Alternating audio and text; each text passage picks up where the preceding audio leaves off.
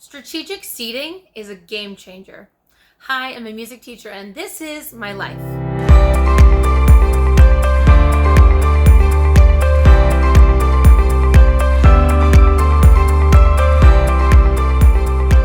Welcome back to the channel, everyone. In today's video, I'm going to talk to you about the importance of strategic seating. Now, if you're a very experienced teacher or director, then I'm sure you already know this, but the arrangement of your musicians or even your students in your classrooms can make a big difference when it comes to where they're seated during instruction and during class activities. So in this video, I'm going to share with you why it's so important, some practical ways that I use strategic seating in my classes, and some of the benefits that I've noticed in student behavior. But before we get started, remember to give this video a thumbs up if you like it and subscribe to the channel so you never miss another video. So what is strategic seating? It boils down to pretty much a well-constructed seating plan. Now, there are a few things that you should consider when you're building your classes or rehearsals seating plan. If you're in a classroom setting, some things to consider if you're not teaching music may be things like proximity to the teacher, proximity to the board. There may be some students who can't sit too close to the board if they aren't very, say, nearsighted or farsighted. Some students need to sit up front. Some students like sitting closer to the teacher because the fewer people that they can see in front of them, the fewer visual distractions there might be. Basically, you want to set your students up for success, and a seating plan can be one of the ways that you help them accomplish that. Now, if I use my own classes as an example, at the beginning of the courses that I'm teaching right now, I had students choose their own seats. Now, again, for context, I'm teaching mostly grade 10 classes right now. So I had the desks arranged in the classroom in the way that I either liked or that the other teachers who share my classrooms and I agreed on, and I let students choose where they wanted to sit. And no surprise, a lot of them chose to sit with friends. And for some folks, that's actually really great because if it's, for example, a group activity or they're working on something independently and they want to bounce ideas off of someone, sitting with a friend of theirs or near friends of theirs can be very beneficial because they can bounce ideas off of each other and give each other constructive feedback. Where it can be really problematic is when students are extremely chatty, distracting each other, and before you know it, they are not focused at all on what they're supposed to be doing. Now, there's one class where I actually have decided to change the seating plan each unit. So at the beginning of the semester, I let the students choose where they wanted to sit, and I quickly realized that was not working, and so I created a new seating plan. And if you only say that you're going to change the seating plan and then you don't, your students are going to think, oh, this person's all talk, they're not going to go ahead with it, so we can just get away with behavior that's fine with us.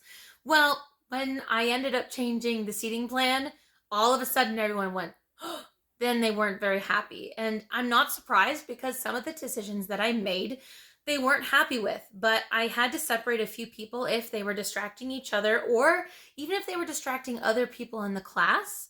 I separated people if, for example, they're friends and when they are talking, it's never about classwork, or if they're consistently on their phones, if there are other things that I need to keep tabs on, then maybe they're sitting a little bit closer to me than they were before. That doesn't mean I automatically reserve the front seats for the students who I need to keep my eye on, but I did make some changes. So what are some of the things that I do in my junior choir context? So if you're new to the channel, I run a church junior choir at my church for kids grades 2 to 12. And this year the choir is a little bit smaller, but I still have to think about strategic seating. Now in a musical rehearsal, strategic seating is really important, not only when it comes to things like behavior, when it comes to focus and attention, but also when it comes to who is singing the same part. So for example, if I have two kids who are singing a separate part from the rest of the choir, and typically my junior choir is singing music that's either in unison or two-part harmony, then it helps to have those two singers sit right next to each other so that they can hear each other.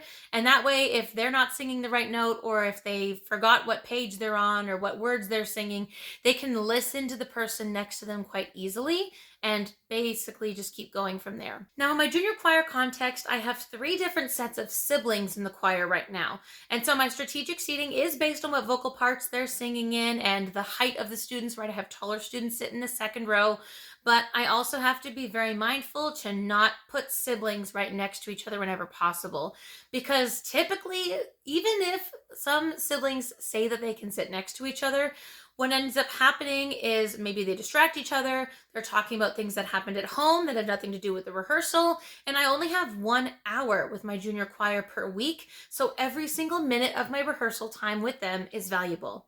The other thing that I noticed last week was that one of the students was actually trying to help his younger brother out. Because he's new to choir, he easily can get lost in the music in terms of what page we're on or what verse we're singing, for example.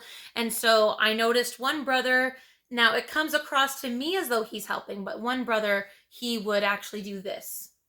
And he would be whispering in his brother's ear. So I can't hear what he's saying, and I also can't really read his lips because he's covering them with his hand. But then after the rehearsal, when the younger brother was upset and I asked him what happened, what was wrong, he said that his brother said some not so nice words to him, which, had I known was happening in the middle of the rehearsal, I would have addressed immediately. Now, it was hard for me because, again, I didn't realize from my perspective what was happening. There have been times where the older brother actually was helping the younger brother. He would help his younger brother open the music to the right page and point to where we were singing, which is helpful. But in that instance, I had no idea what was happening. And so all that to say, sometimes having siblings sit separately is beneficial for them and for you. Another reason it can be helpful is because, particularly with younger kids, you want them to start to get more and more comfortable with change. We know that change is a normal part of life, and seating plans can be one way to introduce to our students in a very safe environment and in a very safe way that sometimes change needs to be made, and it's not always a bad thing, but that doesn't make it easy. I remember last year in my junior choir context, there are 2 siblings who are still in the choir, but last year they were in the choir, and I noticed that the younger sibling is a lot more sensitive to other people's feelings and change than the older sibling. So when we were together for Christmas Eve, what ended up happening was, since someone was away, I changed the seating plan for that service. So rather than sitting next to the person that they normally did, which was their older sibling, I had them sit next to someone else. And at first, they did not like that. And for the first several years of being in the junior choir under the direction of the previous director, and for part of that year under my direction, they were sitting next to their older sibling, and the thought of change actually was emotionally overwhelming, to the point where sometimes this person ends up getting into tears. And I'm not trying to make the choir a negative experience, but I did want these folks to just understand that, you know what, sometimes we need to sit next to someone different because of the fact that, you know, if someone's away from rehearsal and then we need to change how we're seated or how we're standing when we're singing for an audience, sometimes those little changes are just what's necessary, especially, again, if you are taller than others and you need to stand in the second row, or if you need to sit in the second row instead of the front row. And all that to say, this year, this person has a much easier time sitting next to someone who isn't his older sibling. So that can actually be very beneficial. But at first, there typically can be some growing pains, some frustration. Now, does the seating plan idea absolutely magically change behavior? No. If I think to my day job as a high school teacher, in my history class, I still have a student who will get up out of his seat and walk across the room and talk to people and distract them.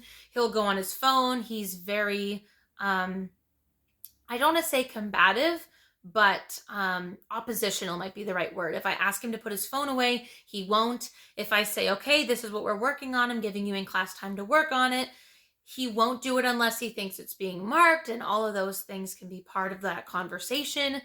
But seating plans can be a game changer, because I noticed a very quick improvement in my ability to manage time more effectively during class and rehearsal. So I'm able to get more done, whether that's instructing in a classroom setting or moving on from instruction to an activity for the class, and then we come back together and talk about it all together rather than doing small group classwork, or in a rehearsal setting, we're able to just cover more of the music within one rehearsal setting, because the less time that we spend talking or having to address behavior or any of those other things, the better, because we can spend more time singing, which in a choir rehearsal is what they want to do. And as a director is what I want them to be doing. I want them to be singing and having fun and learning music all together. So strategic seating can be wonderful, but remember that there may be some students who should not sit together, and in other situations, there may be students who would actually really benefit from sitting together. So let me know in the comments what other kinds of videos you'd like to see. Of course, if you're a band director, you're going to have people sitting together based on what instrument they play, and then within that instrumentation, what they play. For example, clarinet ones, clarinet twos, clarinet threes, flute one, flute two, trumpet one and two, etc. But keep in mind, there are still maybe a few people in that flute section or trumpet section or other section of your band who maybe don't have to sit right next to the person who they're chatting with the most. So let me know down in the comments what you'd like to see next on this channel. Remember to give this video a thumbs up, subscribe to the channel, ring the notification bell, and give us a follow over on Instagram as well. And I'll see you right back